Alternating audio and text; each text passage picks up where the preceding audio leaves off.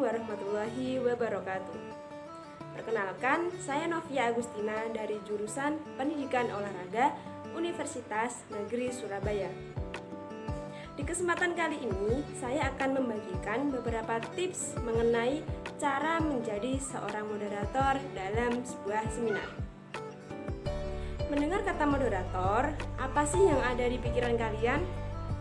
Pastinya kalian sudah tidak asing lagi kan dengan kata moderator. Tapi yang perlu kalian tahu, apa sih tugas seorang moderator?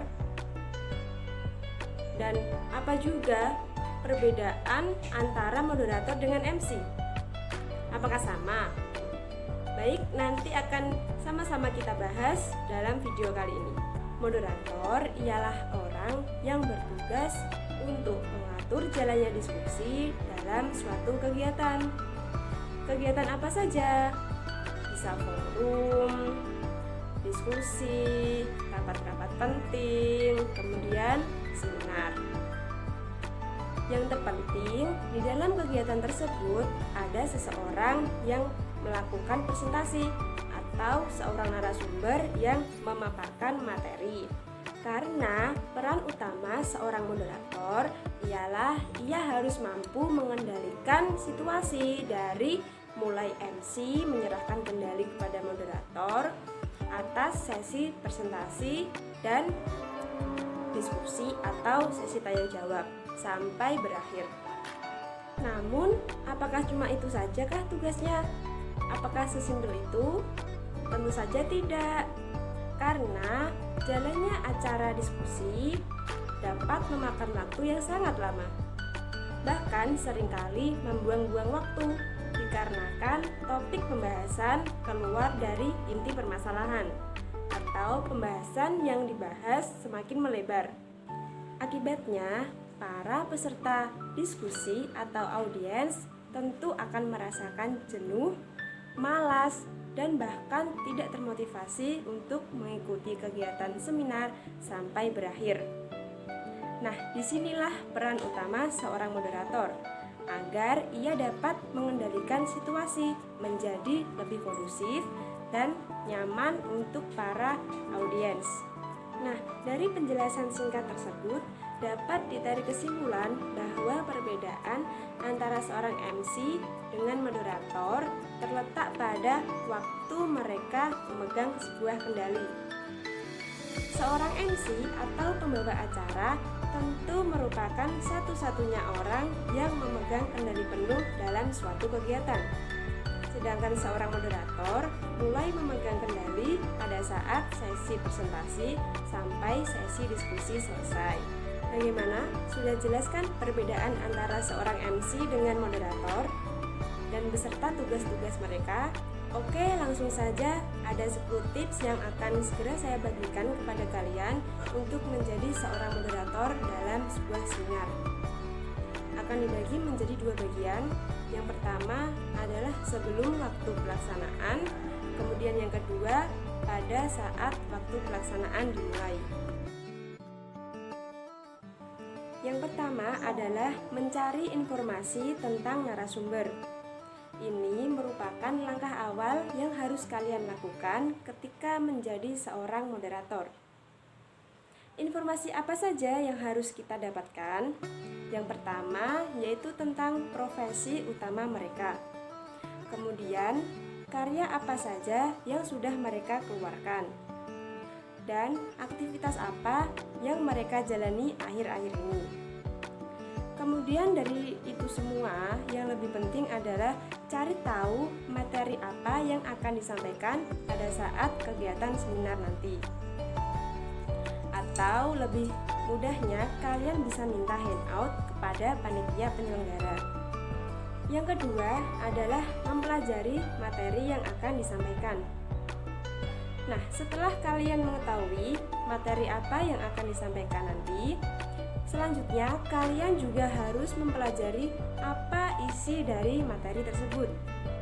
Ini bertujuan supaya ketika kalian memandu nanti, kalian dapat menyiapkan pengantar yang tepat sebelum si narasumber berbicara.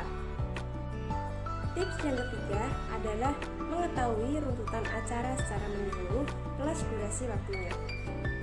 Meski tugas seorang moderator dimulai dari MC yang menyerahkan kendali terlebih dahulu, akan tetapi untuk dapat menjalankan tugas dengan baik, ada kalanya seorang moderator juga harus tahu apa saja acara yang akan dilaksanakan, beserta durasi waktunya yang telah disediakan pada tiap-tiap acara tersebut.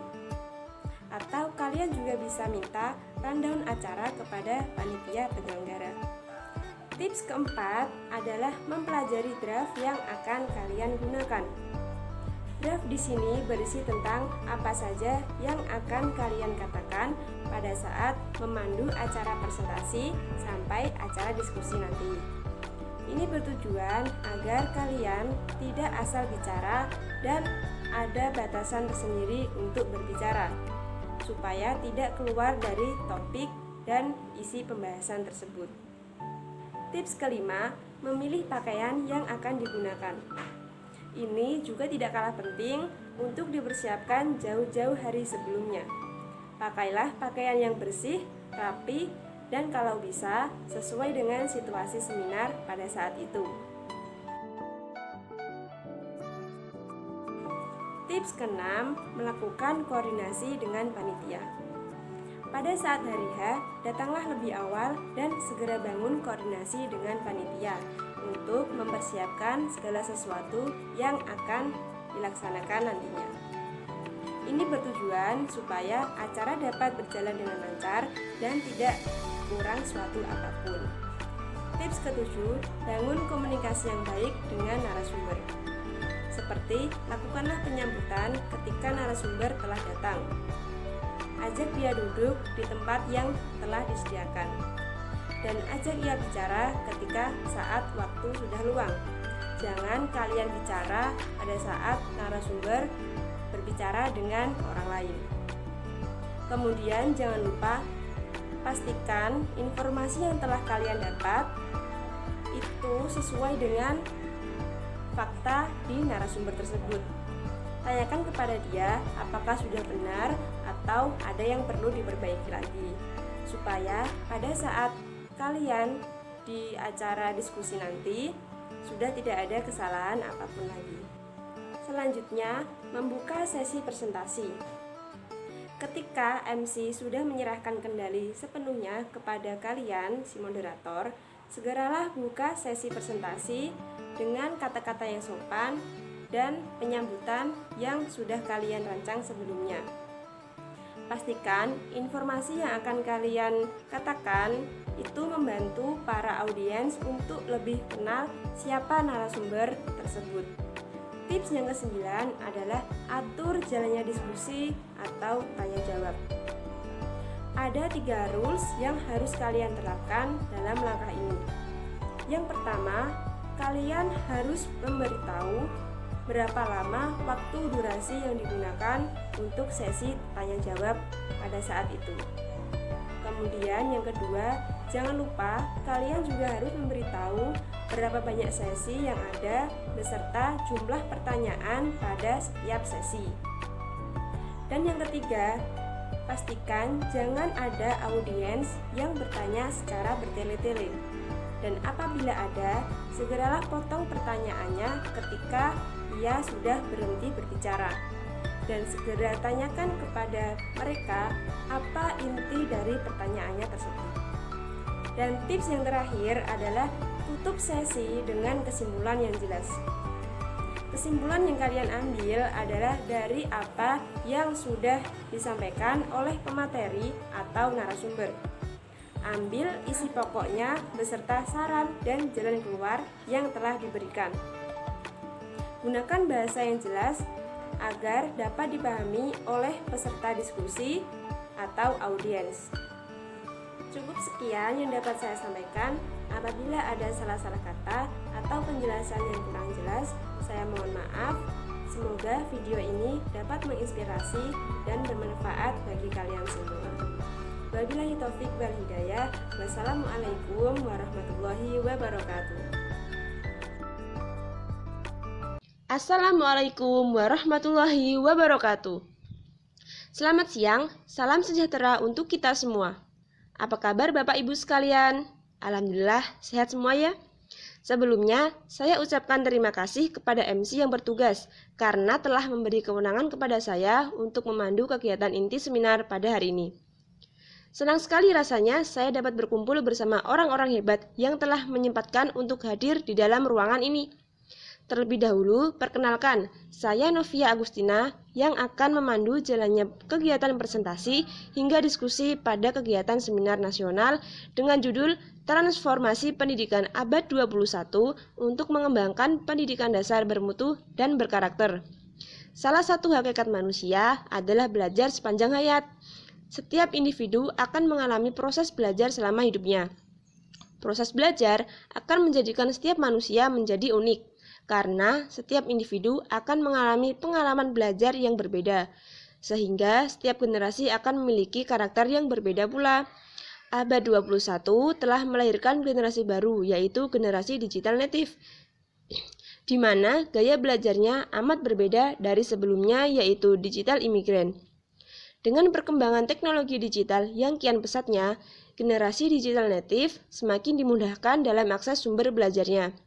Tantangan bagi dunia pendidikan, khususnya pendidikan dasar, adalah bagaimana memanfaatkan perkembangan teknologi tersebut agar dapat menunjang proses pembelajaran. Diperlukan fasilitas proses belajar melalui kegiatan penciptaan, penggunaan, dan pengelolaan segenap sumber daya yang ada. Hal ini diperlukan karena pendidikan dasar merupakan tahapan penting dalam perkembangan individu. Bukankah mutu dan karakter seseorang perlu dibentuk sejak sedini mungkin? Nah, pada kesempatan kali ini, itu semua akan dibahas oleh narasumber kita yang sudah hadir pada hari ini. Beliau adalah seorang pendidik sekaligus ketua jurusan di Universitas Negeri Surabaya yang telah banyak memiliki pengalaman dalam mengajar. Beliau juga mendirikan tempat untuk para anak-anak dapat mengakses jaringan internet. Langsung saja kita sambut dan beri tepuk tangan yang meriah untuk Bapak Dr. Herianto Nur Muhammad, SPD MPD.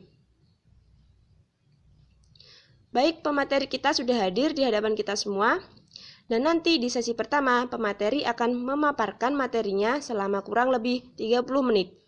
Kemudian, di sesi kedua akan ada diskusi tanya-jawab dengan moderator. Dan yang terakhir akan ada sesi tanya-jawab dengan para peserta. Untuk itu saya persilahkan kepada Bapak Dr. Herianto Nur Muhammad, SPD MPD, untuk memaparkan materinya. Baik, tepuk tangan sekali lagi untuk Bapak Dr. Herianto Nur Muhammad, SPD MPD, yang telah memaparkan materinya. Bapak Ibu semuanya, sekarang kita masuk pada sesi kedua, yaitu tanya jawab kepada Bapak Herianto. Nah Bapak, pertanyaan pertama, mengenai materi yang sudah disampaikan pada siang hari ini. Baik, boleh tepuk tangan sekali lagi untuk pemateri kita hari ini. Bapak Ibu yang kami hormati, sekarang saatnya kita masuk ke sesi yang ketiga, yaitu sesi tanya-jawab. Saya berikan kesempatan 3 orang terlebih dahulu, silahkan yang ingin bertanya. Langsung acungkan tangan, sebutkan nama dan dari mana asalnya. Hadirin Bapak Ibu yang berbahagia, alhamdulillah rangkaian sesi diskusi pada hari ini sudah terlaksana dengan baik. Saya ucapkan terima kasih kepada narasumber kita hari ini, Bapak Dr. Herianto Nur Muhammad, SPD MPD, yang sudah berbagi ilmunya kepada kita semua. Dan juga terima kasih kepada audiens yang sudah menyimak dan antusias diskusi kita pada hari ini. Boleh beri tepuk tangan untuk kita semua. Akhirnya, saya Novia Agustina pamit undur diri. Terima kasih atas perhatian Anda semua. Wassalamualaikum warahmatullahi wabarakatuh.